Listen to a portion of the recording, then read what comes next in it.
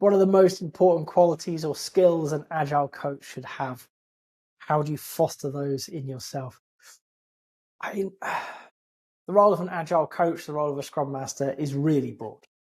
And you're not going to be an expert in everything, but you need to understand the world of Agile. I think that's just a no-brainer, isn't it? If you don't understand Agile, let's not even carry on. So let's assume you know that. You may be a deep expert or you may have a solid working knowledge, but you're not a beginner. If you are a beginner and you are calling yourself an Agile coach or calling yourself a Scrum Master, I hope you have a good mentor, somebody to help you out and establish yourself in those roles, because the rest of it follows on from that. Facilitation, business, product management, team dynamics, organizational change, coaching, mentoring, teaching are all disciplines in their own right that we need to get good at to varying levels. You will find that you have specialties over time. Some things will interest you. Sometimes it's the opportunities we have, but you're going to get good in some areas and not so good in others. Great. But the skills, in my opinion, aren't it. It's self-awareness, it's emotional intelligence, it's humility, it's the person, not their knowledge. What I'm looking for when I talk to Scrum Masters, when I talk to Agile coaches, are people who are aware of the skills that they need to learn and where they are in a realistic sense. I use a framework that goes from 1 to 5, 1 being a complete beginner, and it has very basic questions to kind of set the tone, and 5 being a world expert. Right? You are known in your field for this.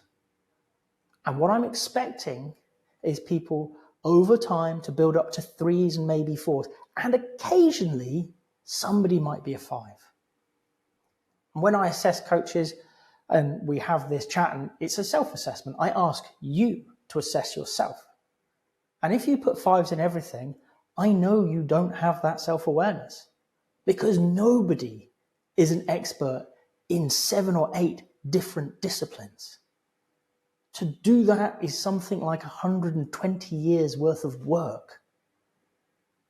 And unless you're knocking 140, and I can look you up in the Guinness Book of Records, I doubt it's you.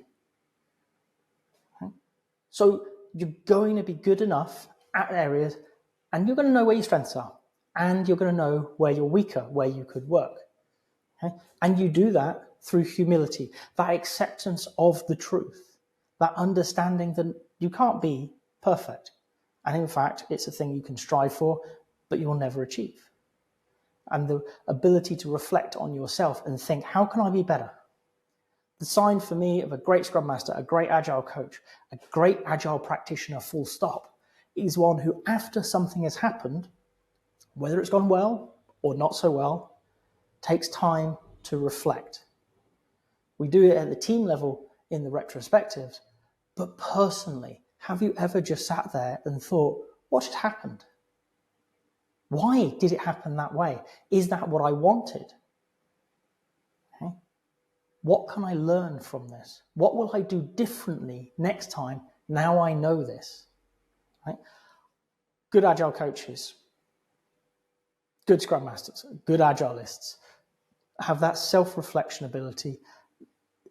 They've trained it into themselves. I'll be honest, I'm not aware of anybody who just has it, but the ones who are great at this have learned it over years.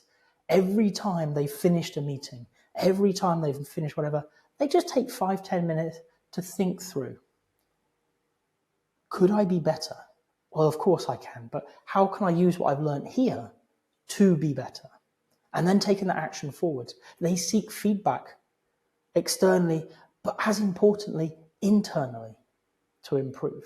So for me, what makes a great Agile coach is somebody who is willing to look at themselves honestly and seek improvement.